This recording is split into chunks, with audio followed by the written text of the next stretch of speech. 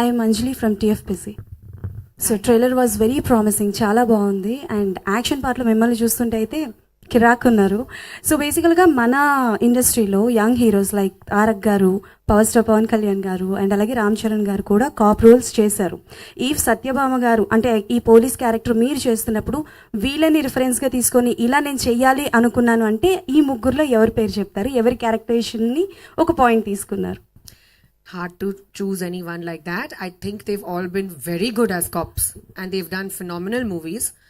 And it's not fair for me to say that, oh, this one is a perfect cop. They've all done it with full respect to them. They've done a great job. And now, after having played a cop myself, naku ardhamaindi how difficult it is. It's not easy to wear a uniform and not be faithful to it or not be responsible about it. You automatically get that feeling. I can't choose any one person.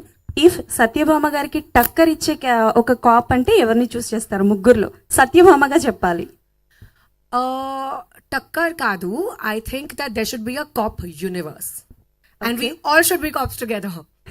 Okay then and all the best. Thank you. Sricharan గారు, మీరు సినిమాకి చాలా కొత్త పరికరాలను పరిచయం చేస్తుంటారు, ఇన్స్ట్రుమెంట్స్ని. ఈ సినిమాకి ఏమేమి కొత్త ఇన్స్ట్రుమెంట్స్ వాడారు, ఏం ప్రయోగాలు చేశారు? నేను చెప్పనా? మనోడు అగ్గిపెట్టి, అగ్గిపుల్లలు, లైటర్లు, ఏది ఉంటే అది ఆ పాయింట్కి. ఇప్పుడు ఈ మైక్ని కూడా వాడతాడు అవసరమైతే.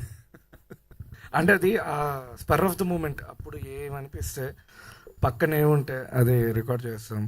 సో మామూలుగా ఇప్పుడు మా అసిస్టెంట్ ఇంట్లోని వాళ్ళు పెట్టింది, దాని బ్రెత్ సౌండ్ కూడా అని ఉంటే అది కూడా ఒక పల్సేటింగ్ చేస్ సీక్వెన్స్లో వాడు. వాల్ క్లాక్ సౌండ్ కూడా వాడారని విన్నాం.